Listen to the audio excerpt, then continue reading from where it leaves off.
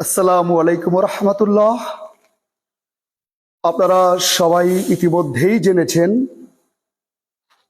গণভবন বাংলাদেশের প্রধানমন্ত্রীর সরকারি যে বাসভবন, যেটাকে বলা হয় গণভবন, এই প্রধানমন্ত্রীর সরকারি বাসভবন গণভবন হবে এখন জুলাই গণঅভ্যুত্থান স্মৃতি জাদুঘর।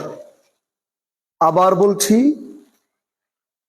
বাংলাদেশ সরকারের প্রধানমন্ত্রীর যেই গণভবন, এটা এখন থেকে এর নামকরণ হবে জুলাই গণঅভ্যুত্থান স্মৃতি জাদুঘর।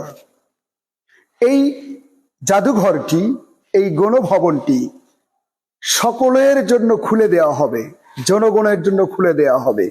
জনগণ যখন ইচ্ছে প্রবেশ করতে পারবে এবং গণভবনের এই জুলাই গণ অভ্যুত্থান স্মৃতি জাদুঘরকে পরিদর্শন করতে পারবে।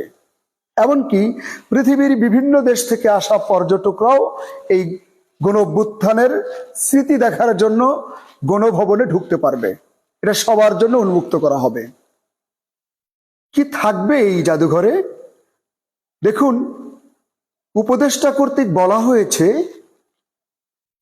5 আগস্ট স্বাধীনতা দিবসে জনগণ গণভবনে ঢুকে যেখানে যে অবস্থায় ওলট পালট উল্টা পাল্টা যা করেছে, সেখানে সেটা সেই অবস্থায় থাকবে, কোনো পরিবর্তন হবে না, ওই অবস্থায় রাখা হবে।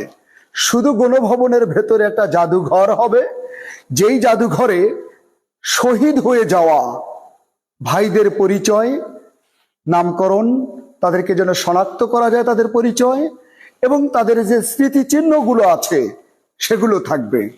আর সাথে থাকবে বিগত স্বৈরাচারী সরকার খুনি হাসিনা, স্বৈরাচারী সরকার খুনি হাসিনা, ডাইনি হাসিনা, ফ্যাসিস্ট সরকার যে ফ্যাসিজম কায়েম করেছিল বাংলাদেশে, সেই খুনি হাসিনার অন্যায়, নির্যাতন, হত্যা, গুম, নিপীড়ন, দমন পীড়ন, বিরোধী মতকে দমন পীড়ন করার যতগুলো স্মৃতিচিহ্ন খুঁজে পাওয়া যাবে, সেগুলোই থাকবে এই জাদুঘরে, যাতে করে এই বাংলাদেশ সহ গোটা পৃথিবীর মানুষ যদি জুলাই গণ অভ্যুত্থান স্মৃতি জাদুঘরে আসে, তারা যেন অন্তত দেখতে পারে বাংলাদেশেও একজন ফেরাউন ছিল, আর সেই ফেরাউনের পতন হয়েছে ছাত্র জনতার গণ অভ্যুত্থানে।